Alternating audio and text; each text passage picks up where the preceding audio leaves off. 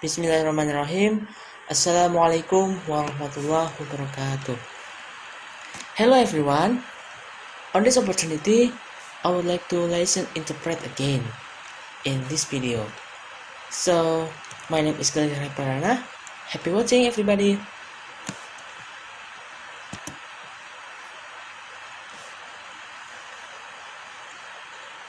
Good afternoon, and thank you, and wow, I am so privileged and so honored to be sharing this afternoon with all of you and these incredibly amazing women that are being honored today. Selamat sore dan terima kasih. Wow, saya sangat beruntung dan terhormat bisa berbagi sore hari ini dengan kalian semua dari wanita luar biasa yang dihormati pada hari ini.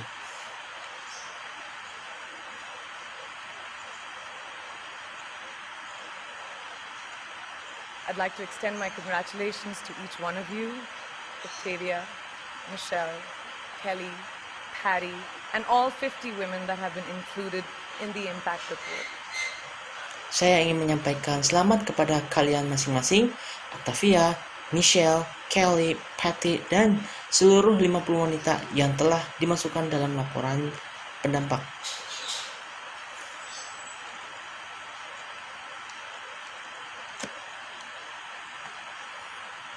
Your achievements not just inspire me, but also so many others to work harder, to be better, and to make a dent wherever we can. So I'm very, very proud to be standing alongside of you. Prestasi kalian tidak hanya menginspirasi saya, tapi juga banyak orang lain untuk bekerja lebih keras, menjadi lebih baik, dan membuat perubahan dimanapun kami bisa. Jadi saya sangat bangga bisa berdiri di samping kalian.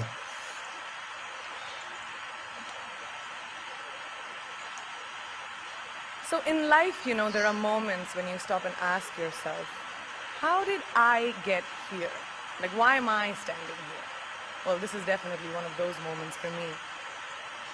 Jadi dalam hidup, tahukah kalian? Ada saat-saat kalian berhenti dan bertanya pada diri sendiri, gimana saya bisa sampai di sini? Mengapa saya berdiri di sini? Nah, ini pasti salah satu momen tersebut bagi saya.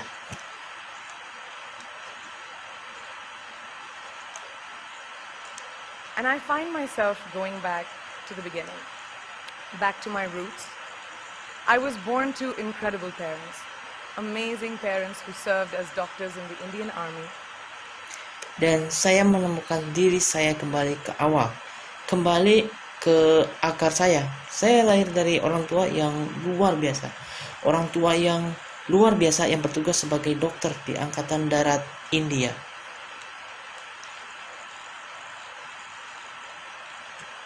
I was the firstborn, and as far back as I can remember, I made my parents very proud and happy 99% of the time. Okay, slight exaggerations of personal achievements are allowed from time to time, don't you think? Saya itu anak sulung. Dan sejauh yang saya ingat, saya membuat orang tua saya sangat bangga dan bahagia. 99% dari waktu, baik dikit melebihkan pencapaian pribadi diperbolehkan dari waktu-waktu. Bukankah begitu?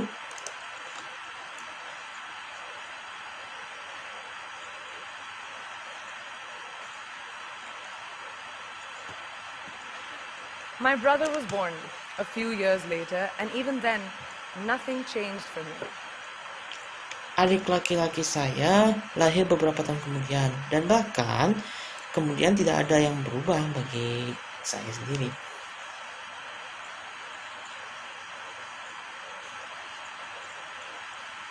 We were both given equal opportunities, and I want to emphasize this. I want to really emphasize this for you because I don't think a lot of people might understand that being equal might seem very normal. But where I come from, India, and a lot of developing countries around the world, more often than not, this is an exception. Kita berdua itu diberi kesempatan yang sama, dan saya ingin menekankan hal ini. Saya ingin benar-benar menekankan hal ini untuk kalian semua, karena menurut saya tidak banyak orang yang memahami bahwa menjadi setara mungkin, tampak sangat normal. Tapi di mana saya berasal, India dan banyak negara berkembang di dunia, itu lebih sering daripada tidak. Nah, itu adalah pengecualian. It's actually a privilege. My first experience of the glaring disparity between boys and girls came at a very, very young age. Itu sebenarnya sebuah hak istimewa. Pengalaman pertama saya tentang perbedaan mencolok antara anak laki-laki dan perempuan terjadi pada usia yang sangat muda. I grew up in a middle-class family with extremely philanthropic parents who constantly reminded me and my brother how lucky we were and how giving back to those who were less fortunate was not a choice, it was a way of life. Saya tumbuh dalam keluarga kelas menengah dengan orang tua yang sangat dermawan yang terus-menerus mengingatkan diri saya bahwa saya dan saudara laki-laki saya betapa beruntungnya kita dan betapa memberi kembali kepada mereka yang kurang beruntung. Bukankah sebuah pilihan, bahkan itu adalah cara hidup. Simple. I was 7 or 8 years old when my parents started taking me on these visits in a traveling clinic to developing communities around and villages around the city that we lived in called Bareilly. Sederhana, saya berusia 7 atau 8 tahun ketika orang tua saya mulai membawa saya pada kunjungan ini di klinik keliling untuk mengembangkan komunitas di sekitar dan desa-desa di sekitar kota tempat kami tinggal. Cool. Yes. We were packed into this ambulance and my parents would provide free medical care to people who couldn't afford it. My job at the age of 8 was assistant pharmacist. Kami dimasukkan ke dalam ambulan ini dan orang tua saya akan memberikan perawatan medis secara gratis kepada orang-orang yang tidak mampu membelinya. Pekerjaan saya saat usia 8 tahun itu menjadi asisten apoteker. So I would count all the medicines, put them in an envelope and give it out to patients, and I really took my job very seriously. Very seriously. Jadi saya akan menghitung semua obat, memasukkannya ke dalam dan memberikannya kepada pasien. Dan saya benar-benar melakukan pekerjaan saya dengan serius, sangat serius. But the more I went on these expeditions, the more I began to notice the simplest things that distinguished a boy from a girl or a man from a woman. Tapi semakin saya melakukan ekspedisi ini, semakin saya mulai memperhatikan hal yang paling sederhana dan membedakan laki-laki dan perempuan.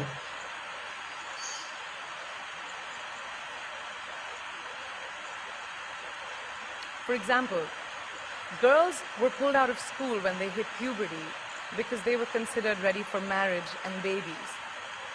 Contohnya, seorang anak perempuan ditarik keluar dari suatu sekolah ketika mereka mencapai masa puber karena dianggap siap nikah dan siap memiliki bayi. That's 12 and 13, while boys still enjoyed their childhood. Or basic human rights such as healthcare were denied just because they were women. Itu berarti 12 atau 13, sementara laki-laki masih menikmati masa kekanak-kanakan mereka atau hak asasi manusia seperti perawatan kesehatan yang ditolak hanya karena perempuan. Let's call this whole experience trigger number 1 for me. Fast forward a few years and many triggers in between. Sebut saja, seluruh pemicu pengalaman ini nomor 1 bagi saya. Maju cepat beberapa tahun dan banyak, itu terjadi pemicu yang banyak diantaranya. Like a producer-director, for example, early on in my career, I must have been about 18 or 19, telling me that if I didn't agree to the ridiculous terms or painfully low salary in his movie, that he would just replace me. Seperti seorang sutradara, misalnya, pada awal karir saya pasti berusia sekitar 18 atau 19 tahunan.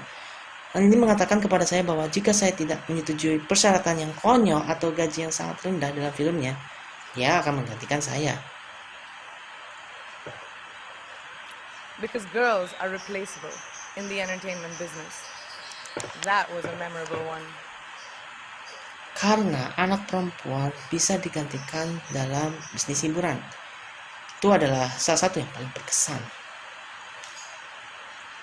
Made me decide to make myself irreplaceable. But I think what really moved the needle for me and ultimately led me to create the Priyanka Chopra Foundation for Health and Education, and around the same time partner with UNICEF, was an encounter with my housekeeper's daughter. Membuat saya memutuskan untuk menjadikan diri saya tak tergantikan. Tapi saya pikir apa yang benar-benar menggerakkan jarum bagi saya, dan akhirnya menuntun saya untuk mendirikan Yayasan Priyanka Chopra untuk kesehatan dan pendidikan. Dan sekitar waktu yang sama bermitra dengan UNICEF. Itu pertemuan dengan putri pengurus rumah tangga saya. About 12 years ago, I came home from set early one day and she was sitting in my library reading a book. And she must have been 8 or 9 years old, and I knew she loved reading. Sekitar 12 tahun yang lalu, suatu hari saya pulang dari lebih awal dan dia sedang duduk di perpustakaan saya untuk membaca buku. Dan dia pasti berumur 8 atau sekitar 9 tahun. Dan saya tahu dia suka membaca. So I asked her, I was like, it's a weekday, why aren't you in school? And she said, oh, I don't go to school anymore. So I went and asked her mother and I said, why isn't she in school? Jadi saya bertanya pada saya seperti ini, maksud saya, ini hari kerja, kenapa kamu nggak di sekolah? Dan dia berkata, oh saya tidak pergi ke sekolah. Jadi saya pergi dan bertanya kepada ibunya, dan saya berkata, kamu tahu mengapa dia tidak di sekolah? And her mom said that her family couldn't afford to send her and her brothers to school, so they chose the boys. Dan ibunya mengatakan bahwa keluarganya tak mampu menyekolahkan dia dan saudara laki-lakinya, jadi memilih anak laki-laki untuk mereka. The reason, she would eventually get married and it would be a waste of money. I was completely blown and it shook me to my core. Alasan dia akhirnya menikah, dan itu akan membuat buang waktu. Saya benar-benar terpesona dan itu mengguncang saya sampai ke inti.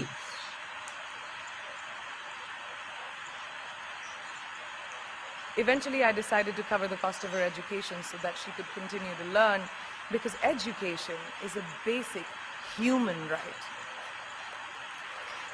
Akhirnya saya memutuskan untuk menutupi biaya pendidikannya agar dia dapat terus belajar, karena pendidikan adalah hak asasi manusia. So that's all from me. I apologize if there are mistakes from explaining the lesson interpret or something. I apologize. Wabillahi taufiq wal hidayah. Wassalamualaikum warahmatullahi wabarakatuh.